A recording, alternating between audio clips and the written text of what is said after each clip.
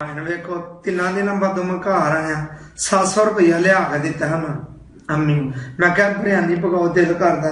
ਛੋਟੇ ਭਰਾ ਦਾ ਕੀ ਹੱਕ ਬੰਦ, ਸਾਰੀਆਂ ਬੋਟੀਆਂ ਖਾ ਗਿਆ ਬਿਰਿਆਨੀ ਚ। ਮੇਰਾ ਨਹੀਂ ਦਿਲ ਕਰਦਾ ਮੈਂ ਬੋਟੀਆਂ ਖਾਵਾਂ। ਸਾਰੀ ਰਾਤ ਨਹੀਂ ਸੁੱਤਾ, ਨਾ ਮੈਂ ਰੋਜ਼ਾ ਰੱਖਿਆ। ਉਹਦਾ ਕੀ ਹੱਕ ਬਣਦਾ ਸੀ ਬੋਟੀਆਂ ਖਾਣ ਦਾ? ਯਾਰ ਤੇਰਾ ਭਰਾ ਛੋਟਾ ਫਿਰ ਕੀ ਭਾਵੇਂ ਭਰਾ ਤੇ ਆਪਣੇ ਘਰ ਹੋਏਗਾ, ਮੈਂ ਨਾ ਉਹਨੂੰ ਘਰ ਰੱਖਣਾ। ਮੇਰਾ ਦਿਲ ਬੜਾ ਆਵਾਜ਼ਾਰ ਹੋਇਆ ਉਹਦੇ ਤੋਂ। ਕਦੀ ਮੇਰੀ ਜਨਾਨੀ ਨੂੰ ਮਾਰਦਾ, ਮੈਂ ਉਹਨੂੰ ਅੱਜ ਛੁਰੀਆਂ ਮਾਰ ਦੇਣੀਆਂ, ਮਕਾਨ ਵੀ ਵੇਚ ਦੇਣਾ। ਜਿੰਨਾ ਕੁ ਮੈਂ ਤੇ ਉਹ ਜ਼ਲੀਲ ਹੋਇਆ ਮੈਨੂੰ ਪਤਾ। ਸਾਰੀ ਰਾਤ ਨਹੀਂ ਮੈਂ ਸੁੱਤਾ। ਚੱਲ ਬਸ ਰੋ ਦੇਣਾ ਨਾ ਯਾਰ, ਭਰਾ ਤੇਰਾ ਛੋਟਾ ਸੀ ਫਿਰ ਕੀ ਹੋ ਗਿਆ। ਮੈਂ ਨਹੀਂ ਰੋਂਦਾ ਭੈਣ, ਮੈਂ ਅੰਦਰੋਂ ਦਿਲ ਰੋਂਦਾ। 3 ਦਿਨ ਮੈਂ ਧੁੱਪੇ ਸੜ ਕੇ ਜ਼ਲੀਲ ਹੋ ਕੇ ਪੈਸੇ ਲਿਆ ਕੇ ਦਿੱਤੇ ਨੇ।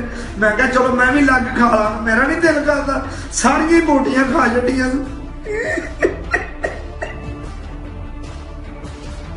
ਹੁਣ ਲੋਕਾਂ ਨੂੰ ਜਾ ਕੇ ਆਂਦੇ ਫਿਰਦੇ ਨੇ ਸੁਲਾ ਕਰਾ ਦੇ। ਮੈਂ ਨਹੀਂ ਸੁਲਾ ਕਰਨੀ, ਨਾ ਮੈਂ ਘਰ ਜਾਣਾ ਤੇ ਨਾ ਮੈਂ ਸੁਲਾ ਕਰਨੀ ਹੈ। ਕੀ ਚਾਹਾਂਗੇ ਬਸ ਗਿਆ ਹੋ ਰਵੇਗਾ ਘਰ ਤੇ ਜਾਂ ਮੈਂ ਘਰ ਆਵਾਂਗਾ।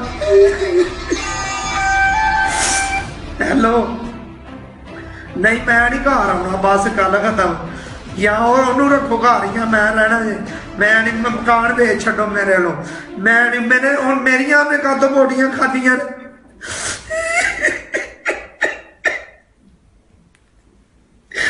ਦਿਨ ਜ਼ਲੀਲ ਹੋ ਗਏ ਧੁੱਪੇ ਚ ਰਕਸ਼ਾ ਚਲਾ ਕੇ। ਮੈਂ ਪੈਸੇ ਇਕੱਠੇ ਕੀਤੇ ਨੇ, 400 ਰੁਪਏ ਕਿਲੋ ਮੁਰਗਾ ਲਿਆਂਦਾ। ਕਿਉਂ ਉਹਨੇ ਬੋਟੀਆਂ ਖਾਧੀਆਂ ਨੇ?